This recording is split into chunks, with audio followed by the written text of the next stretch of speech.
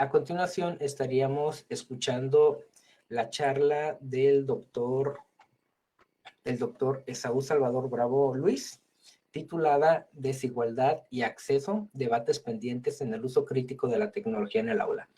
Recordemos que tienen 20 minutos para su exposición y una vez terminados estos 20 minutos vamos a abrir el tercer momento de la charla, que son las preguntas y respuestas. Así que pueden estar guardando sus preguntas o irlas agregando en el chat de la misma presentación, ya sea a través de esta sesión de Meet o a través de las redes sociales que estamos participando, ¿no? Entonces voy a hacer una pequeña semblanza curricular del doctor Esaú. El doctor Esaú es doctor en comunicación por la Universidad Nacional de La Plata en Argentina. Tiene un postdoctorado en investigaciones interdisciplinarias por parte de la UNAM. Es miembro del Sistema Nacional de Investigadores nivel C del CONACYT y sobre todo también es perfil de CEABRE-PRODEP. Es responsable del Cuerpo Académico Consolidado Comunicación, Cultura y Sociedad de la Universidad Autónoma de Coahuila. Desde el 2005 realiza investigación social y se ha desempeñado como investigador en México, Colombia y Argentina, además de ser miembro y fundador de lo que es la red temática de las TICs en educación. Se ha desempeñado como director y asesor de tesis en licenciatura, maestría y doctorado en diferentes universidades de México, Colombia, y además ha sido ponente en más de 35 congresos nacionales e internacionales, sobre todo en temas de comunicación, sociología, antropología, estudios de Internet, arte, geopolítica, tecnología y educación. Esto en diferentes universidades tanto de América Latina como de Europa, y actualmente es catedrático e investigador de tiempo completo en la Facultad de Ciencias de la Comunicación de la Universidad Autónoma de Coahuila. Así que, doctor Esaú, el micrófono es todo suyo y esperemos que su conferencia también nos atraiga con su tema, ¿no? Así que adelante, doctor. Muchas gracias, maestro Héctor. Si por favor me confirman si están viendo mi pantalla, la presentación. Ahora sí, estábamos viendo 3 pantallas, así que ahora sí nada, solamente vemos su presentación. Adelante, Perfecto, doctor. buenísimo. Pues muchas gracias por la presentación, gracias a los compañeros y a las personas asistentes a esta charla. Bueno, mi charla se titula Desigualdad de acceso, debates pendientes en el uso crítico de la tecnología en el aula. Para ello, voy a permitirme exponer 3 ideas para el debate, ¿no? 3 ideas para el debate que enumero en esta secuencia, ¿no? La primera sobre la sublimación de la tecnología, la segunda sobre la dimensión de poder invisibilizada y la tercera sobre alternativas posibles pensadas desde el uso crítico de la tecnología, ¿no? Un poco vamos a iniciar, ¿no? La sublimación, ¿cómo la entendemos? La sublimación es principalmente, ocurre cuando mitificamos el rol de lo tecnológico y lo desprendemos de las tramas de poder y dominio, ¿no? Mucho de esto ocurre cuando, eh, cuando nos, quizá nos enamoramos demasiado de la tecnología y perdemos un poco de vista algunas características específicas que tienen que ver con condiciones de poder y que a final de cuentas, en términos históricos, también están determinando las modulaciones de acceso, ¿no? También cuando omitimos que las instituciones, en este caso también las instituciones educativas, son derivaciones de los procesos sociales y que por tanto dependerá de cada escenario local el grosor de la interdependencia entre el espacio de la vida cotidiana y el virtual en relación con el contexto, ¿no? En este caso, insisto, el contexto educativo. También cuando romantizamos una lectura de lo tecnológico desde una visión de modernidad y damos por hecho que todo lo que es tocado por las TIC se inviste de innovación y de una supuesta mejora, ¿no? Creo que este es uno de los principales aspectos que debemos de reflexionar, sobre todo cuando pensamos que a partir del uso de la tecnología en distintos contextos nos va a llevar a mejores estadios, ¿no? A mejores condiciones. Cuando cualquier cosa que provenga de la red le otorgamos el carácter de positivo y emancipador, y cuando pensamos que la red es una condición inmaterial y que las TIC son per se neutras, ¿no? En segundo lugar, voy a hablar también en este aspecto sobre la dimensión de poder invisibilizado, que eso tiene que ver cuando hablamos de que la red interconectada y sobre todo los dispositivos que permiten dicha conexión, y lo entendemos aquí desde una perspectiva Foucaultiana, no observamos que la condición del objeto y del dispositivo nos obliga también a mirar el contexto y las relaciones. Y en un tercer momento de esta charla, apuntalaré una mirada un tanto más propositiva que surge desde la experiencia cotidiana del trabajo en el aula y que se refuerza con mi idea de investigación que he venido trabajando desde hace más de 10 años y que creo que estriba en enfocar la mirada en los usos sociales de la tecnología. Estas tres miradas que estoy intentando desarrollar, ¿no?, para esta ponencia, para esta charla, abonan al debate necesario que debemos dar sobre el papel de las tecnologías electrónicas con capacidad de interconexión a la red de Internet en el aula, ¿no? Dicho de otro modo, las TIC en el aula necesitan, por sobre todo, además de por supuesto, tener cierta lógica de implementación, no debemos de perder de vista el aspecto reflexivo que conlleva su uso dentro de un escenario educativo. Ok, voy a empezar entonces por la sublimación, ¿no? Normalmente nosotros creemos que la tecnología es neutra o lejana, ¿no?, a nuestra condición de vida, ¿no? Cuando muchas veces esto ocurre también cuando en la escuela no hacemos las triangulaciones necesarias para explicar, debatir, cuestionar el papel de la tecnología en nuestra vida, y cuando desde la misma institución, las instituciones educativas, estructuran los escenarios, ¿no?, de nuestra vida cotidiana y nuestros contextos para preponderar el desarrollo de competencias, ¿no?, por cumplir distintas agendas, ¿no?, de desarrollo económico, a final de cuentas se terminan como, para cerrar aquello que muchos definen como brechas, ¿no?, esta parte de las brechas, exposición. Y me parece que, por ejemplo, podemos retomar el punto número 4 de esta lámina de la sublimación, y radica en cuando cualquier cosa que provenga de la red le otorgamos el carácter de positivo y emancipador, ¿no? Por ejemplo, cuando creemos que con la adquisición de un equipo tecnológico determinado mejorarán automático las posibilidades de asegurar un futuro digno. Y creo que esta parte es recurrente, no solo tanto en las instituciones educativas, sino al interior de las familias, cuando los padres de familia, con muchísimos esfuerzos y con mucha ilusión, se endeudan o hacen todo lo posible por comprar un equipo de cómputo, pensando que con la adquisición misma de un dispositivo tecnológico se estuviera casi garantizando un mejor porvenir del hijo o del estudiante, ¿no?, cuando no necesariamente la adquisición o la disposición de un dispositivo tecnológico va a mejorar esas condiciones, ¿no? Insisto, ¿no?, el punto el error más recurrente es de toda esta ecuación es cuando pensamos que la red es completamente inmaterial y que las tecnologías son per se neutras, ¿no? A esto me refiero justamente en este debate de la lógica de la sublimación, cuando entendemos que la tecnología está por encima de todo, o que de alguna manera el papel de la tecnología permea el grueso de nuestras actividades cotidianas como si fuera un halo de condiciones de mejora en automático. Sin embargo, pues la red no es etérea, ¿no? La red tiene dueños. Para que la red pueda constituirse y pueda desarrollarse en distintos aspectos de nuestra vida cotidiana, ¿no?, inclusive el educativo, tenemos que tomar en cuenta el papel de justamente estas condiciones materiales.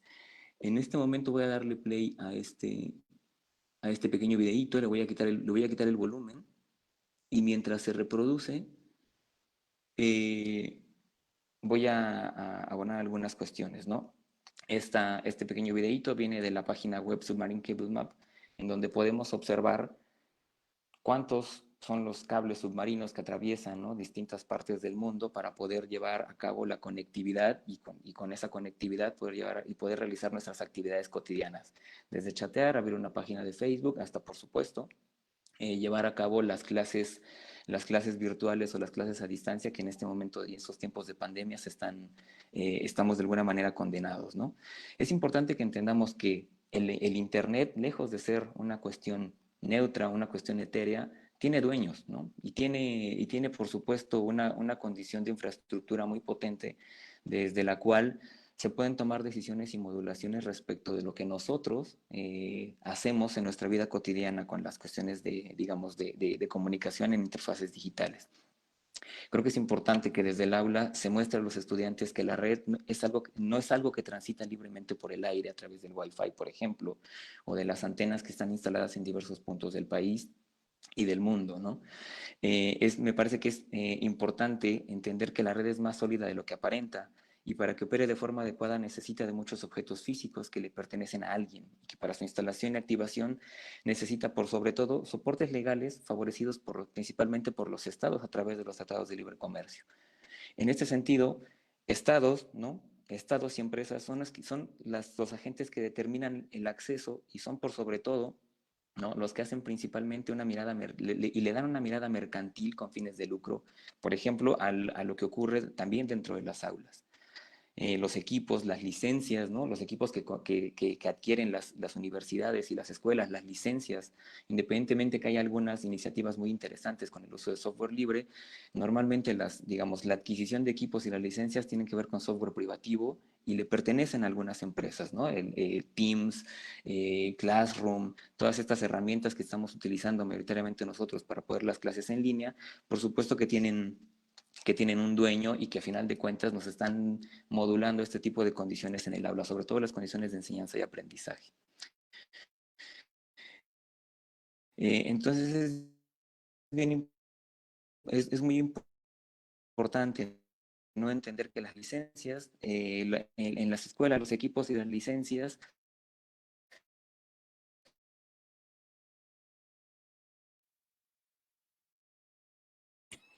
sobre el carácter educativo, ¿no? Y ahí salta un poquito de la segunda idea, este poder invisibilizado, ¿no? Porque salvo notables excepciones, como lo había mencionado, ¿no?, de utilización de software libre, existen grandes conglomerados de servicios de Internet y tecnología de comunicación, que son, a final de cuentas, los grandes ganadores en estos espacios educativos, ni hablar de los espacios de federación de servicios de Internet, lo dominan por lo menos 5 grandes empresas, ¿no? Y que adicionalmente estas mismas empresas se articulan con los estados para ofrecer un software educativo, equipos y soporte técnico.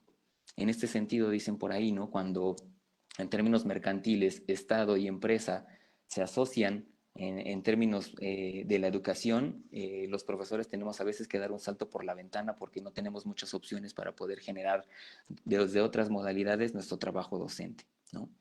Finalmente, ¿no?, en esta lámina, el Estado y la empresa tienen el poder de modular los escenarios educativos, principalmente mercantilizando, y creo que esto es muy importante destacar, y homogeneizando también las habilidades técnicas y la competencia, entendidas principalmente como capacitaciones o alfabetizaciones, en aras de una noción de un progreso neoliberal. Creo que esto es importante en el debate, no perderlo de vista, ¿no? Principalmente porque, al final de cuentas, estamos, ¿no?, intentando generar esta lógica de enseñanza-aprendizaje, pero hacia, digamos, la misma lógica de producción neoliberal en términos de servicios, en términos de competencias, en términos de competitividad a partir de ciertas lógicas, sobre todo de, digamos, de, de cuestiones de la adquisición de méritos también, ¿no?, y de la demostración de méritos. Creo que es importante destacar que la homogenización de estas habilidades técnicas, ¿no?, y aquí es donde retomo el asunto de las brechas, eh, nos sugiere una relación importante respecto de la desigualdad y la igualdad, ¿no?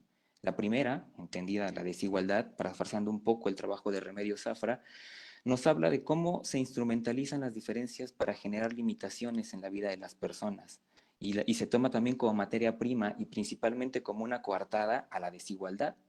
Es decir, muchas veces no se profundiza sobre la matriz histórica en cuanto a la distribución inequitativa de la riqueza, etcétera, y que a final de cuentas esta lógica de desigualdad pone en la agenda de trabajo docente se pone en el trabajo, en la agenda de trabajo docente e investigativo como un objetivo que se centra en cerrar las brechas. Muchas veces, si no es que la mayoría del tiempo, ¿no? Y vuelvo al punto 3 de esta diapositiva, ¿no?, que tiene que ver con la mercantilización y la homogeneización de habilidades técnicas, ¿no?, en aras de la competencia. Me parece que en estos escenarios educativos volvemos a caer en esta parte de la sublimación tecnológica, ¿no? Desde nuestro quehacer educativo nos enfrentamos por lo menos a estos grandes escenarios, en donde tenemos que debatir entre enseñar a los estudiantes a adquirir ciertas habilidades y competencias para desarrollar cuestiones en software computarizados, pero al mismo tiempo me parece que estamos perdiendo de vista cómo se articulan o cómo se articularían esas habilidades o competencias en el entramado de sus vidas cotidianas.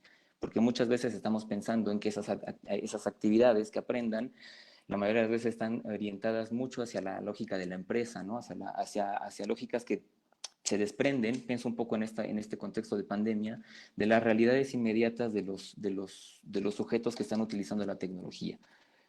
Pienso entonces, ¿no?, que nosotros como profesores nos enfrentamos en muchos sentidos, nos enfrentamos a al menos dos formas de entender el proceso educativo mediado por tecnologías. Del lado izquierdo, por ejemplo, tenemos el que mayoritariamente se utiliza y se implementa en distintas instituciones educativas, desde el nivel básico hasta el nivel superior, en donde por supuesto hay una suerte de triangulación o articulación entre el Estado, la empresa, la adquisición y desarrollo de competencias y la adquisición o desarrollo de capacitaciones. Y por otro lado, que me parece a mí muchas veces es el que menos se toma en cuenta, es la articulación entre lo que hace el docente con el estudiante a partir de interrelacionarlo con sus procesos de vida y su contexto social determinado, ¿no? Me parece que esto es bien importante reflexionarlo, ¿no? Porque a final de cuentas nos pone a nosotros como profesores pues en un debate bien importante, ¿no? De decir, bueno, ¿cómo articulo estas dos cuestiones una vez que a final de cuentas las instituciones educativas como la Secretaría de Educación Pública, los programas de formación docente, etcétera, no me permiten mucho la flexibilidad para poder atender estos dos escenarios? Y me parece que mayoritariamente estamos cayendo, ¿no? Se está cayendo los indicadores nacionales, internacionales, así lo muestran, en la figura un poco que está del lado izquierdo, ¿no? En esta lógica de adquisición de competencias y capacitación, ¿no? En términos de generar y seguir manteniendo esas condiciones de progreso en aras de un desarrollo neoliberal, y que muchas veces estamos perdiendo esta otra lógica de entender cómo genera sentido un gentil uno digamos, de los estudiantes a partir de los contextos, alternativas posibles, ¿no? ¿Qué opciones tenemos ante este posible escenario de conflicto? En primer lugar, me parece que es importante entender que la dimensión de poder que se articula desde el conflicto puede ser una parte consustancial del actuar en aras de dotar de contexto, sentido y conexión, como bien menciona Octavio Islas, ¿no? Al uso de la tecnología en el aula. Y en segundo lugar, entender que el conflicto, ¿no? Un poco retomando esta lógica de conflicto que desarrolla George Simmel, no es una anomalía, sino que es el centro mismo de las actividades sociales. ¿Por qué es importante entonces entender esta lógica del conflicto y esta cuestión de contexto, sentido y conexión a través de la educación en el aula, a través del uso de las tecnologías en el aula? Es importante entender que Internet y las TIC son una potente herramienta tecnológica y que su uso requiere siempre de un análisis profundo que nos permita ver efectos y consecuencias que están determinados principalmente por su uso, ¿no? Por su uso en escenarios locales. Los artefactos técnicos y culturales son, por tanto, dispositivos configurados y configurantes no por su exclusivo componente tecnológico o social, sino por la compleja amalgama que producen en su conjunto. Desde esta perspectiva, la herramienta tecnológica se constituye también por elementos de idealidad y materialidad que actúan en un constante ciclo de significados.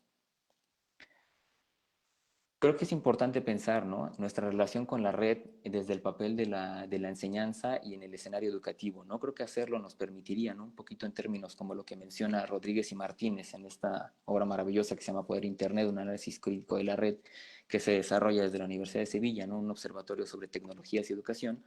Es importante pensar en descolonizar la red y las TIC también en el aula, ¿no? Expandiendo sobre todo la información sobre la red en el aula, es decir, informar a los estudiantes que la red no es una cuestión etérea, que la red tiene unas cuestiones de modulación muy importantes, que es importante también entender que en el ámbito educativo la educación también desafortunadamente muchas veces está supeditada a muchos lineamientos internacionales y entonces quien tiene que mediar con esas condiciones entre lo que piden las grandes instituciones educativas, las secretarías y los ministerios de educación versus lo que se necesita en los contextos locales, recae mucho en el papel del profesor, ¿no? Creo que es importante que se establezcan estos otros diálogos con los estudiantes, intentar que de a menos se sublime esta lógica de la red y seguir de alguna manera abonando como a este discurso romántico de que la tecnología es un espacio democrático, porque no lo es, que la tecnología per se nos va a llevar a condiciones, digamos, de desarrollo nada más porque tenemos la tecnología más